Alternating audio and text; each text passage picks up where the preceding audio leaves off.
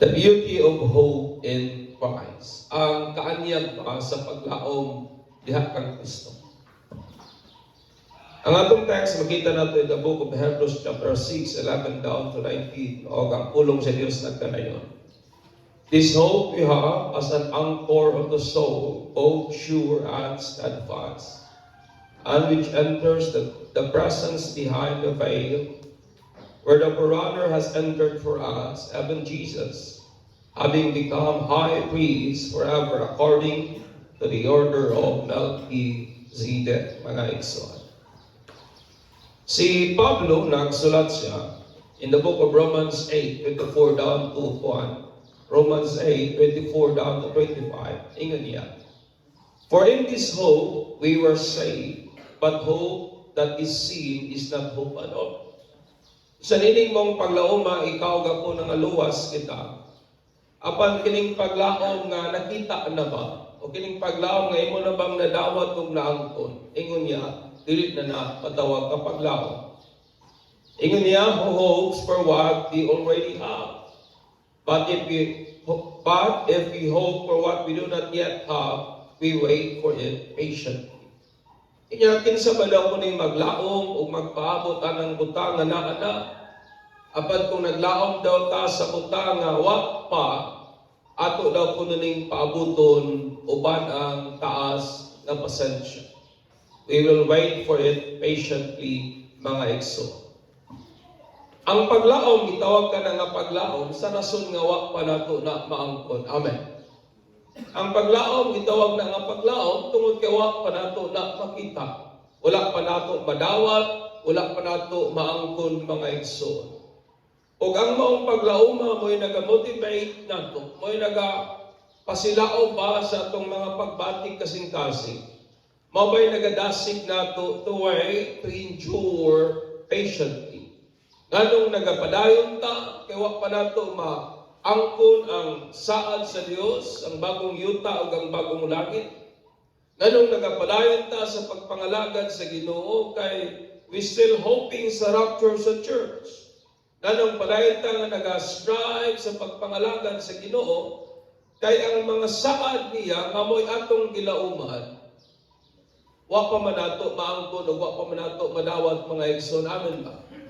Wa pa man ta sa langit, wa pa ta sa bagong yuta, wala pa ta sa kahigpitan sa tanang mga butang, saad na Jesus. Busa, nagapasensya ta, naga-endure ta, nagapaabot, hangtod nga kanak nga maong saara, kanak nga maong ginalauman ato igsoon, atong maangkon. Ang paglaom is a confident and certain expectancy sa mga mayong butang nga moabot gayon, o kana grounded sa kamatuoran nga si Jesus na banhaw gikan sa mga patay. Ang Kristohanon nga paglaom, mga igsoon, sama sa kong ingon kaganiha, manang rapture sa church, that someday somehow lalinon kita sa Ginoo diha sa kahanginan, uban ni atong mga nangamatay pagabanhawon sila sa Ginoo, tong nangamatay nga may Kristo, pagabanhawon sila. O kita kung anong panahon na buhi pa man, mag-usa tag sugat sa Ginoo ngadto sa kahimayaan, and we will finally enter into the rest of God. O mahingpit ta nga magasulod kita sa kapahulayan, mga igsoon, nga iyagyod sa Ginoo. Kaning mong paglaoma is beautiful. Kaning mong paglaoma anyag kay ni igsoon, pertaining sa iyang qualities na nagahatag pag-pleasure sa atua. Kay kumiyaw ka of beauty, it means nasa'y quality, nasa'y butang na nagahatag ba o kalipay, nagahatag ba o kaanindot ba sa kung kinsa man ang nagkupot anang butang nga gianyagan ka. O kanato nga mga Kristohanon, kining hope nga atong ipusas, may kaanyag kini, o kana nga kaanyag mo'y nagahatag na to kalipay. O kini nga maong beauty, mga igsoon, nagahatag na to kalipay sa paglahutay, kalipay sa pagpadayon, kalipay o kaanindot sa kanabitang pag-move forward mga igsoon o ingon man sa pagpaabot patiently hangtod ngatong maangkon ang maong paglaom ngatong gihuptan mga igsoon. Duhang utang gusto na akong impart regarding sa beauty sa hope na naata mga igsoon. Una, kining maong paglaoman nato diha kang Kristo is a sure and steadfast anchor of the soul. Usa ka kanabitang sigurado o makanunayon nga angkla ba sa atong kalag mga igsoon. Kining maong paglaoma which really hope in resolution of strong encouragement. Kining maong paglaoma nga ato bang ihuptan nga nakapunda sa kaning kusgan bang mga pagdasig sama sa akong giwalin natong Sunday, ang duhang butang nga wa gyud nagakausap mao ang saad sa Dios ug ang pagpanumpa sa Ginoo nga mo'y nag-serve as a sure and steadfast anchor sa ato ang kalag. Nga kanang maong saad sigurado di nagakausap mo'y nagasilbing angkla sa ato ang kalag mga igsoon. O ang writer iyahang gihulagway kining angkla sa atong kalag which is ang atong paglaom nga miingon pagali siya is sure and steadfast anchor. Iyang gihulagway kana nga klase nga angkla nga sure o steadfast mga igsoon. Nganong anchor man tungod kay ang anchor usa ka na siya ka bukat nga matang pwedeng bato o pwedeng puthaw nga gi-attach nato sa PC or kanina o ilahalin na kanang ihagbong sa usa ka sakyan ng pangdagat aron nga dili sila magdaloy ba sa current sa tubig. It means aron dili sila madala sa current pa. Kaya na magki-current ng tubig mga igsoon. And a vessel o ang sakyan ng pangdagat nga wa gali ma-secured na anchor, wala siya'y igong paglaom ba nga kaya niyang sugakon o kaya niyang ma-withstand sa kanabang mga dagkong balod, sa hangin, panahon sa violent na storm, o panahon ba sa kanang violenting panahon mga igsoon. So ang anchor, gigamit siya figuratively sa butang nga nagahatag og seguridad, support, safety, safeguard, and as hope. Nga gihulagway siya sa butang nga nagahatag bag seguridad, suporta, protection, depensa, o sama sa paglaom mga igsoon. Sa Greek, ang secular na world during their time, ang anchor po, it symbolized hope. O na'y hulagway sa angkla. Kabalo naman siya tag-unsay angkla, no? Ito bitaw ginahulog sa barko, nga mura siya hope, nga para nga motoy murag mudaro ilalom, aron nga ang barko, dili ganoy ba sa hangin o dagko pagkaha nga balon igso. So sa secular nga panahon sa Greek, ang anchor naghulagway siya o nagsimbolo siya og paglaom. O during po sa early nga Christian, ang anchor ginagamit gid po nila as a symbol of hope nga nagahatag o nagaprovide of safety, security, support, and safeguard during sa tossing, swaying, and shaking of waves and winds of tides. Kapining angkla po, panahon sa Kristohan o sa mga early Christian, ginagamit nila nga imahe o ginagamit nila nga hulagway ba sa paglaom, nga nagahatag seguridad, nagahatag og suporta, panahon ba nga kita puso-pusuhon, kita uyug-uyugon, kita tayog-tayugon sa mga hangin o mga balod, sa mga kalistanan, mga pagsulay o kapulian sa kinabuhi. Monay hulagway sa anchor mga igsoon. Kining maong paglaoma nga atong gihuptan uban ang lig-on nga pagpangrason ba, mao kining nagaangkla sa ato ang kalag nga kung i-drop nato ni siya, maghatag og safety, maghatag og security and safeguard sa panahon sa mga unos, bagyo, kakulian sa kinabuhi, sa atong lawi, paingon nga to sa saad sa Ginoo mga igsoon. Atong lantaw nga kining maong angklahag ihulagway sa writer as sure and steadfast. So nganong kanaman? Yung word po nga sure, it means gikan sa Greek nga as follows. Nga ihang boti pasabot, it means it was secure because it was built on what does not totter. Sigurado tungod kay naipundar sa dili yun mairog. Sigurado tungod kay naitukod sa dili yun maisbuko. Immovable mga igsoon. It cannot be thrown down, tripped up, tottered, or overthrown. Dili yun ni mo mairog, dili mo malabay, dili mo maligid. Secure, sure mga igsoon. Naghulagway usab siya sa butang na secure and safe from stumbling or falling. Nga wa gyud panahon nga kana pwedeng mahagpa. Wa gyud chance nga kana pwedeng ma-fall down mga igsoon. It speaks of that which it describes something that cannot be made to totter when put to test, when put to the test. Nagulagway sa kabutang nga dili gyud mairog bisan pag ibutang nimo og mga pagsulat. And that is the word nga kanang sure nga gigamit sa Bible.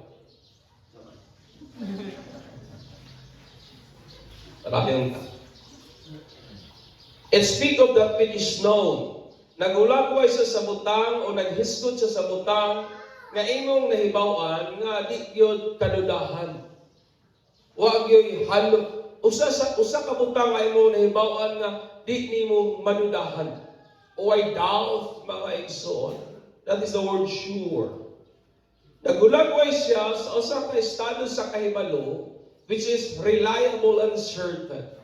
It is a kind of knowledge nga diin kalipit ka na bitaw kumita og reliable kanang imong yung masaligan ba. And then sigurado gyud siya. It describes that which is stable, firm, safe, secure, and which can be relied upon or confided in. Naghulagway siya o naghisgot siya sa usang butang kansang stable, firm, lig-on gyud, secure gyud siya, o makasalig gyud ka, and you can confide in it. It means kaya nimong ibutang ang imong pagsalig pa. Nga dili gyud ka mauwawan.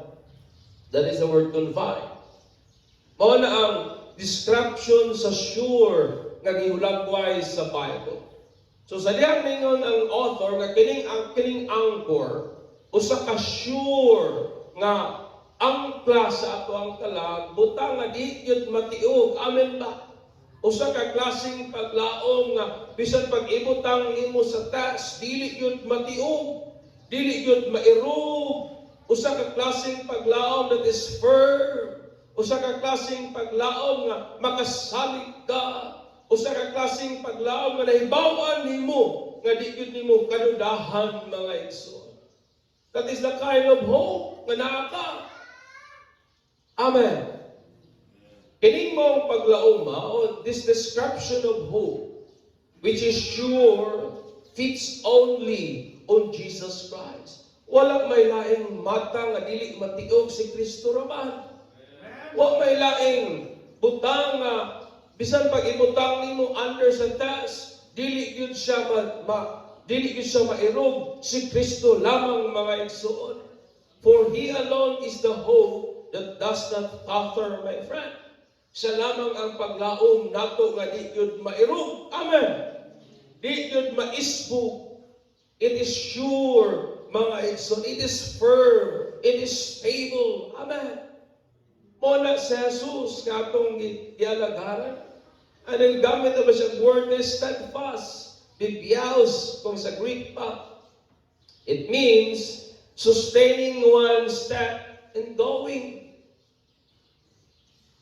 Siya ba ang nag-sustain sa mga lakang, samtang nagapadayon kita, mga igsoon. That is the word steadfast. Nagulagway siya that it is fixed, stable, sure, attested to, and certified. Nagulagway siya sa usa ka butang mga kanapitaw, sigurado yun, napamatud-an yun pa. Di yun nimo ikalalis na tinuod yun. It is something which is unwavering and persistent and thus can be relied on or depended on. Usa ka butang nga napamatud-an na o wa gyud paglunga pa, wa gyud pag-usab og nagalahutay nagapanayon kansang makasalig ka o kansang makadipindi ka, mga igsoon. That is the word steadfast. It means it pertains to that which is known with certainty. Nagulagway sa samutang nga imong nahibawan nga sigurado ka gayon. It refers something that has validity over a period of time. Nga napamatud-an na ba sa taas ng panahon? It means nanay track record. It means nanay agi. It means nanay di-prove, mga igsoon. It refers to that upon which one may build, rely, or trust. It is something that can be relied on not to cause disappointment, for it is reliable and unshifting. Kanabitang makasalig ka o dili gyud ka mauwawan kay nganuman napamatud-an naman og wa gyud pagkausab. Amen. Unshifting, wa nagausab. It speaks of something which does not break down under the weight of something that steps on it. Nga, bisan pag iagi nimo bugat ka mga kalisdanan, bugat ka mga pressure, it is unbreakable. Di yun siya ma-break, di yun siya ma-damage, di yun siya maguba, mga igsoon. O nang makasalig ka, kay di man maguba. O nang mabutang nimo imong pagsalig, kay nga naman, di man yun siya maguba. Nganong di man ka ma-disappoint, tungod kay di man gyud siya maguba, bisag ibutang nimo sa bugat ka mga pressure, mga igsoon. And it signifies a legal guarantee o sa pikas nga butang kumayon ka og steadfast, it means pagpamatuod nga kana sure good. That is the word steadfast. Kining mao hulagway sa paglaom, steadfast, can only be attributed to Jesus Christ. Amen. Wala mangilain nga atong i-attribute aning steadfast. Si Kristo lamang kayo. As the sustainer of all created things, siyang nag-sustain sa tanang binuhat ng mga butang. Nagpabiling siyang unwavering. Nagpabiling siyang wag yung pagkausap, persistent, nagalahutay, and sure. And we can place our trust in Him because He has proven Himself faithful. Anong makasalig man taniya, kay sa taas ng panahon, ipamatud-an niyang matinud-anod siya. Amen. Trustworthy, takos sa mga pagsalig, and reliable over time. Nga makatipindi yun ta, makarely, makasandi yun ta, o iyan ang ipamatud-an sa daghanang panahon. Amen. Amen. Sa daghanang kahigayunan. Jesus also served as our guarantee toward the promises of God and act as our ultimate source of hope. Nga siya po ang garantiya nga maangko nato ang saad sa Ginoo o siya gud po ang ato ang ultimate nga tuburan sa paglaom, mga igsoon. Hallelujah. Si Jesus Christ is the epitome of an immovable and unbreakable hope. Siya po ang pinakatuktok, pinakatap kung maghisgot ka og hope. Huwag yung makatupong, huwag yung maka-equal na nahak kaniya. Siya ang epitome sa immovable and unbreakable. That is the word sure. It means immovable. Kung may kang steadfast, that is unbreakable, mga igsoon. Kanato ang mga Kristohanon, sa ato ang nagausap-usap na dagan sa panahon, si Jesus nag-provide, nagahatag na itong seguridad. Amen ba? Jesus provide us with security, safety, support, and safeguard. Batok aning mga current pa. Batok aning mga pwersa sa kinabuhi nga, buot kitang ipalayo sa pagkabot sa butang nga atong ginatumong sa unahan, nga mao ang realization, mga igsoon, sa ato ang paglaom. His unwavering presence, ang iyang waging pagkausap nga presensya, mo'y nagasilbing angkla sa atong kala, grounding us in times of uncertainty and offering solace in moments of doubt. Nga nagahatag ba nato kasiguraduhan panahon sa mga way kasiguraduhang mga hugna sa atong kinabuhi. O nagahatag ba nato kalinaw, nagahatag ba nato huna-huna nga malinawon, kalmadong kasing-kasing sa mga panahon nga naang mga pagduha-duha, mga igsoon. When Jesus is our source of hope, kung si Jesus gali mo'y tuburan sa atong paglaom, we can find comfort that no matter what challenges we face, He remains steadfast and dependable. Amen. Napamanta diha igsoon. Kung si Jesus gali mo'y tuburan sa atong paglaom, magakaplagtag kahubayan, kadasig, sa kung unsa man mga ginatubang nato nga hagit sa kinabuhi, sa una-una o sa pagtuo, nga siya nagpabiling steadfast, nga siya nagpabiling dependable, mga igsoon. Amen. Nga siya nagpabiling immovable, nga siya nagpabiling unbreakable. Amen. Nga siya nga naghatag natong paglaom, nga siya nga mo'y ato ang paglaom, nga dili kita maulawan kay nganuman. Jesus is immovable. Jesus is unbreakable.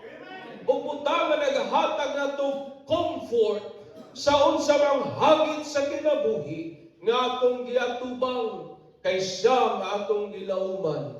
Di yun matiog, di yun ma-break. Amen. Pagpaka na to sa Jesus ni anak mga igsoon. And it is the beauty of hope na naadya kang Christ. Mo na hulag buhay sa paglaom nato nga naadya kang Kristo. Hallelujah. Ikaduha, hope in Christ enter the most holy place. Ang kining paglaom nato kang Kristo nakasuod sa balaang dapit, mga igsoon. According sa Talmud, ang delo o ang kurtina mao kina nag-separate sa balaang dapit o sa labing balaang dapit. O dito sa labing balaang dapit, tuwa dito ang Ark of Covenant. O kanang kurtina nga nag-ulang sa holy o sa most holy place, nana sa mga 60 feet ang kataas, 30 feet ang iyang wide o ang iyang kalapad, o ang kabagaan na around nasa mga 4 inches. So, perteng yung bagaa, ang kabagaan niya, 4 inches, my friend. O, hasta yun pong bugatan na kinahanglan o 300 ka mga pari, aron lamang isabit. Amot o nakakita na mamuhaning kortinahan eh. Nakakita na kong mga daghan ng kortinang dagko, pero ako ko kita kortina nga kinahanglan og 300 ka tawo para lang isangit, mga igsoon. Panahon nga si Jesus namatay, during the death of Jesus, kini nga maong kortina was torn from top to bottom. O ni kortinaha ang nag-isig gikan sa pinakatuktok paingon yun sa ubos. Tansang si Jesus naghimo og bag-ong uhing pamaagi for us, na makabaton tayo direct access to the very presence of God. Amen. Naghulagway ka na nga ikaw ako may access na kita ngadto sa presensya sa Dios. Si Jesus mga igsoon, dili lang siya sure and steadfast nga hope. He is also our forerunner or pioneer kung sa uban na translation. Nga mo ini sulod una sa pinakapresensya sa Dios. Yung word po nga forerunner, prodrosmos sa Greek, is usa ka utangan naguna aron iandam ang dalan. That is the word forerunner. Naguna aron i-prepare ang dalan ahead, mga igsoon. So para mas masabtan nato ng word nga forerunner, during sa ilahang nga panahon, duha ka idea ang ginagamitan nila ni Ani. Ang forerunner, gigamit nila, nagulagway ka na sa usa ka gamayng baruto o gamayng bangka. Kansang isang una sa dagko nga mga barko, kansang ang mga barko dili makasulod ba sa pantalan tungod sa kusog na bagyo o sa kusog na hangin. So ang ilang ginabuhat, may usang gamayng barko nga murag mo'y uguyod atong barkuhan. Diba? Atong gamayng barko, hinay-hinay, guyuron, hangtod nga makasulod siya dito sa pantalan. Anit ka tulad yung gamayng barko, ang iyang gamit ng pagkuyod kat tumapong angkla. So pag-abot niya dito sa pantalan, iya na yung ihagbong tong angkla, iyang isecure ang barko nga dili gyud madala sa current, sa tubig o sa kuyog sa hangin, mga igsoon. So kining prodrosmos mo kanyang gitawag lang pilot na boat o ang nag-una nga gamayng bangka, mga igsoon. Sa Roman po nga army, gamit po nila ni as a reconnaissance nga troop. It means mo ni sila ang troop nga mag-una. Mag-una silang ilang trabaho, sila ang plastar sa dalan, ilang himuon nga safe and secure ang dalan para sa mga larger na troop na nagasunod. So para mahimong safety ba ang agian sa nagasunod, mga igsoon. Unlike mga igsoon sa Levitical nga prison, sa panahon sa Old Testament, musulod lamang sila sa Holy of Holies once a year. O ang mga tao po sa gawas magpaabot, kay dili man kayang dalpon sa high priest at the time ang mga tao nga makasulod sa Holy of Holies, kay kung iyan ang buhaton, mga matay man sila. Pero si Jesus nga itong labang pari, nisulod siya sa labing balaang dapit, o pinaagi sa iyang flesh, pinaagi sa iyang unod, naghimo siya bag-o o buhing pamaagi for His people to follow Him in the very presence of God. Amen. Naghimo siya bag-ong pamaagi para kanato nga makasunod ngadto gyud sa pinaka-presence ni Lord. Amen. Iyang plastar ang dalan. He make the way for us to follow ngadto sa pinaka-presence sa Ginoo, mga igsoon.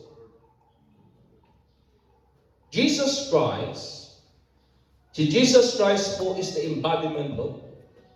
Siya ang person sa paglaom. It means He is the hope Himself. Serving as our gateway to the divine presence of God. Siya ang nagsilbing dalan, nag-andam sa dalan, nag-una sa atong giagian, making our way sure ngadto sa pinaka-presence ni Lord, nga pinaagi sa iyang sacrificial act, He has secured our ultimate hope and provide us with a means to enter into God's presence. Ngayon, siguro ba ang ato ang paglaom, mga igsoon, o naghatag pag siya pamaagi, ngari ka nato, nga makasulod ta sa presence ni Lord. Amen. Mo na gibuhat ni Jesus. Dili lang siya mo'y ato ang paglaom. Siya pa yun ang atong paglaom nga misulod sa presensya sa Ginoo, making a way for us to follow ngadto niya into the very presence of God, mga igsoon. Jesus' rule as our mediator enable us to boldly approach God. Naghatag nato kaisog pa nga muduol ta sa Ginoo, knowing that through Him we can find redemption and salvation. Nga pinagi kang Kristo, magakaplag tag kaluwasan sa atong mga mga igsoon. By going before us, mo nagibuhat ni Jesus. Naguna siya nato.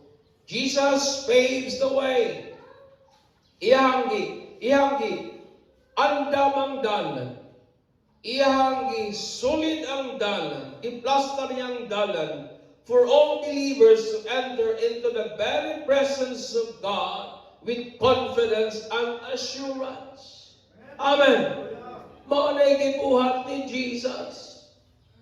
Siya ang atong sure o ang atong steadfast na hope. Siya pa yun ang pioneer. Siya ang unang misulod sa pinaka-presence sa Ginoo. In order nga siya kita nga magalaom nga na kaniya, makasulod usab ngadto sa presensya sa Dios nga may kumpiyansa o may kasiguraduhan. Amen. Mao na ang gibuhat ni Jesus, mga igsoon. Siya mo'y angkla nato sa kinabuhi. O siya pagyod ang kung kita katong dakong barko, siya tong barkong nagguyod nato, o ihatang gisecure nato sa pantalan, aron dili ta magganoy sa unos aning kinabuhian. Mao na si Jesus nga itong gialagaran, my friend. He paves the way for us to enter the presence of God with boldness and assurance. Pagpapa na si Jesus niya na, mga igsoon. Siya ang embodiment sa hope. Hallelujah. Jesus, who is the Christ, na si Jesus, is the epitome of immovable and unbreakable hope, and the embodiment of hope who enters the very presence of God. Si Jesus mao ang paglaom nga dili gyud mairog, paglaom nga dili gyud ma-break, ug siya gyud mismo ang paglaom nato nga nisulod sa pinaka-presensya sa Dios, nga siya mo'y atong kumpiyansa, nga nag-andam sa atong dalanan, kanato nga magtotoo, nga makasulod kita with boldness, nganha sa presensya sa Dios, mga igsoon. Amen. Muna si Isaiah, mingon siya in 49:23. Those who hope in me will not be disappointed. Katong nagalaom sa Dios, dili yun sila madismaya, dili yun sila maulawan, dili yun sila magmahay. Mao na akong hagit ka na itong tanan ining sa iyong kabuntagon. Therefore, let us not grow weary. Dili unta ta magkakapoy. Dili unta ta magkaluya in waiting for the fulfillment of God's promises. Dili unta ta magkaluya nga magpaabot sa saad sa Ginoo. Amen. Dili unta ta magkaluya nga magpaabot sa pagbalik ni Jesus. Dili unta ta magkaluya nga magpaabot sa katumanan sa iyang saad nga moyatong ginalauman, mga igsoon. Instead, remain diligent nga sa pikas nga bahin magmakugihon kita sa paghupot sa malaumong mga panguna-una that serves to our advantage, mga igsoon. Magmalaumon kita, hukta nato, magmakugihon kitang maghupot, aning malaumon nga hunahuna nga sa pikas nga bahin nagahatag og kaayuhan kanato, mga igsoon. When we sa diyang kakabsantag paglaom, kaalautan nato na sa diyang kahugdan ta sa paglaom, disadvantage nato na, pero kung padayon atong hugdan sa makugihon nga paagi, ang mong paglaom nga naa kang Kristo, ingnay mong dapat kaayuhanin mo na igsoon. Amen. That's why, niling sa iyong kabuntagon, let us be kanabang eagerly waiting. Let us not grow weary sa paghuwag sa saad sa Ginoo. Daghang mga tao maingon, batanon pa ko, bata pa ko anang ingon sila nga mubalik ang Ginoo, namuti na lang akong bukwa pa. But remember that God is patient. Amen. Paninumduman to exalt that God is patient, giving time sa tanan to repent. Kaya dili siya gusto nga na usang dili siya buot nga na usang amalaglag.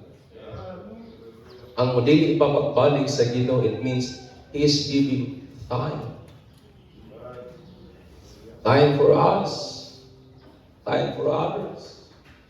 Wala kabalo kung mabalik ang Ginoo karon o sa kakit pa sa madala. Kasi napatay mga apan nga ginatago-taguan nga mo hinungdan nga di tamada. God is giving us time. The patience of God, it means salvation para nato, mga isa. Hallelujah. Mana kung hagit ka natong tanan, dili ka magkaluya sa pagpaabot sa saad sa Ginoo.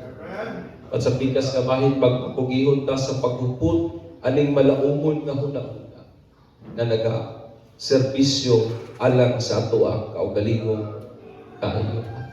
Panindog ta igsoon and let us worship the good God nga atong pinanagan. Remember nga ang atong paglaom kang Kristo is sure and steadfast. Kung mayong taog sure, immovable po. That is the word sure. Kining simbahan nga itong gintukuran, di man sure, kaya ano man, matayog man sa linog. Diba? Di ko ka makaingan nga, di ma-break. Kaya, anong breakable man kaya made naman sa stones. Kahoy, konkrito naman agihan ng pusong malinog, mga bungtag man Ano kung imong paglaw, ibutang nimo sa maong butanga, you will be disappointed na naman. Kung kana nga maong butang, iput nimo under pressure, ma-break, ma-move, ma-disappoint yun. Pero si Jesus nga atong gilauman, sumala sa ingon sa Hebrews, gawas nga dikit siya kabalong mamaka. Gawas nga nanumpa agad siya, ingon niya akong tumano na akong saan. Gawas niya na si Jesus ay pagkasya, nga mo'y embodiment sa hope, nga mo'y persona sa paglaom, nga mo'y atong gilauman, dili pagyud matiu. Amen. Ibutang nimo sa daghang mga task, di yun kanat totter, di yun mairu, mas igamay. Butangan nimo daghan nga kabugaton, dili yun ma-break, kay unbreakable man siya. O nang kung atong ibutang atong pagsalit kang Kristo igsuon, o nang ingon ang writer sa Isaiah, those who hope in God will not be disappointed. Siya nga nagalaom nganha sa Ginoo, di yun madismaya. Amen. Hallelujah. Let us worship Jesus, for He is good.